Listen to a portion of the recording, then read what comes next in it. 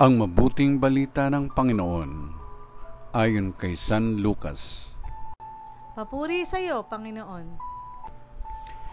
Noong panahong iyon, samantalang isinasalaysay ng mga alagad ni Jesus ang nangyari sa daan at kung paano nila siyang nakilala nang paghati-hatiin niya ang tinapay, si Jesus ay tumayo sa gitna nila.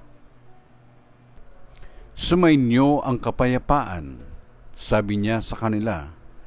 Ngunit nagulat sila at natakot sapagkat akala nila'y multo ang nasa harapan nila. Kaya't sinabi ni Jesus sa kanila, "Ano't kayo'y nagugulumihanan? Bakit nag-aalinlangan pa kayo?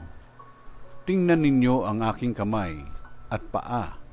Ako nga ito.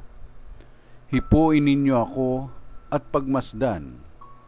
Ang multo'y walang laman at buto, ngunit ako'y mayroon, tulad ng nakikita ninyo." At pagkasabi nito, ipinakita niya sa kanila ang kanyang mga kamay at mga paa.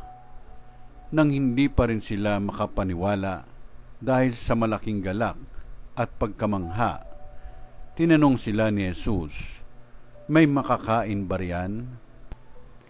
Siya'y binigyan nila ng kaputol na isdang inihaw. Kinuha niya ito at kinain sa harapan nila. Pagkatapos sinabi sa mga alagad, "Ito ang tinutukoy ko nang sabihin ko sa inyo noong kasama pa ninyo ako. Dapat matupad ang lahat ng nasusulat tungkol sa akin sa kautusan ni Moises, sa mga aklat ng mga propeta, at sa aklat ng mga awit." At binuksan niya ang kanilang pag-iisip upang maunawaan nila ang mga kasulatan.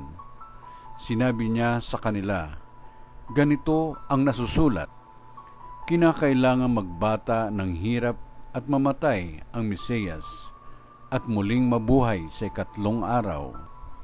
Sa kanyang pangalan, ang pagsisisi at kapatawaran ng mga kasalanan ay dapat ipangaral sa lahat ng bansa, magmula sa Jerusalem.